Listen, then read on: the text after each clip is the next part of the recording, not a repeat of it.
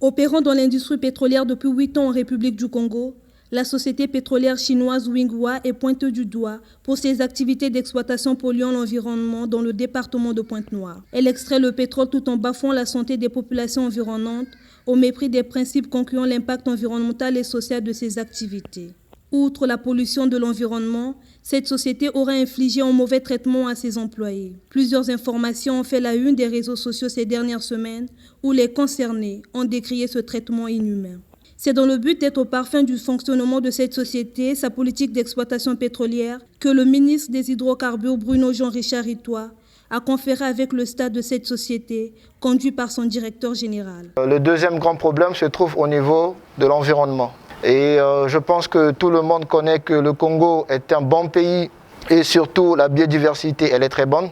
Et notre société est venue ici pour explorer le pétrole. Et avant de procéder à toute opération d'exploitation pétrolière, nous faisons d'abord des études d'impact environnemental et social. Et après les travaux, nous arrangeons à respecter les recommandations édites par cette étude. Cela est la responsabilité de notre société. Et nous sommes ici, cela fait déjà 8 ans, et nous reconnaissons que lors de nos travaux, il y a eu également quelques petits problèmes au niveau environnemental qui sont vrais.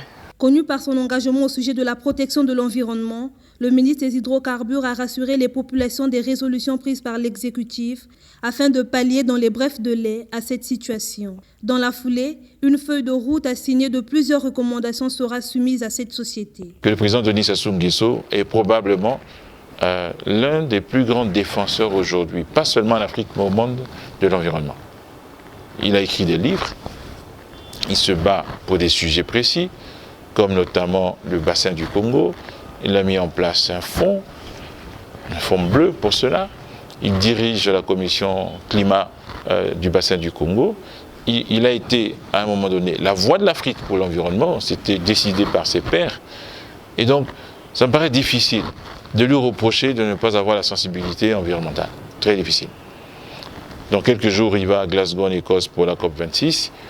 C'est une voix qui sera attendue et entendue. Ce sera l'une des voix les plus fortes de l'Afrique. Et donc on ne peut pas à la fois être un artisan, un fervent défenseur de l'environnement et laisser dans son pays, comme quelques-uns veulent le laisser croire, les entreprises travailler en ne respectant pas cet environnement. Mais c'est un travail de partenariat entre des administrations et une société.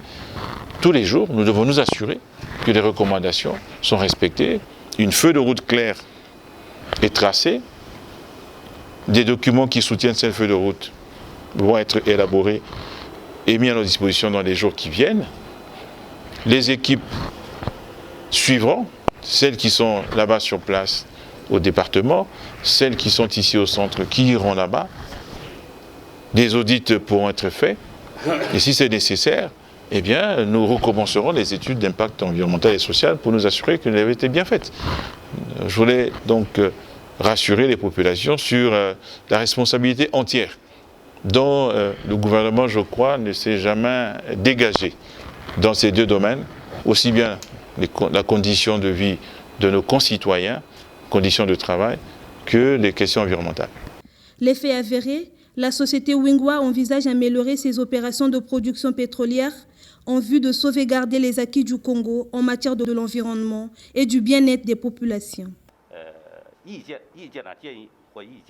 L'actuel ministre nous a encore donné des recommandations sur des sujets bien précis et nous pensons que nous allons aussi les respecter pour apporter plus de l'amélioration sur ce que nous avons déjà fait auparavant. Si nous devions constater qu'il y a de la mauvaise volonté, qu'il y a de l'incompétence, qu'il y a de l'incapacité à mettre en œuvre ces recommandations, alors nous jugerons de l'opportunité ou pas d'arrêter la production. Cette réunion de mise au point fait suite à une enquête interministérielle menée dans cette société par les ministères de l'Environnement, des Hydrocarbures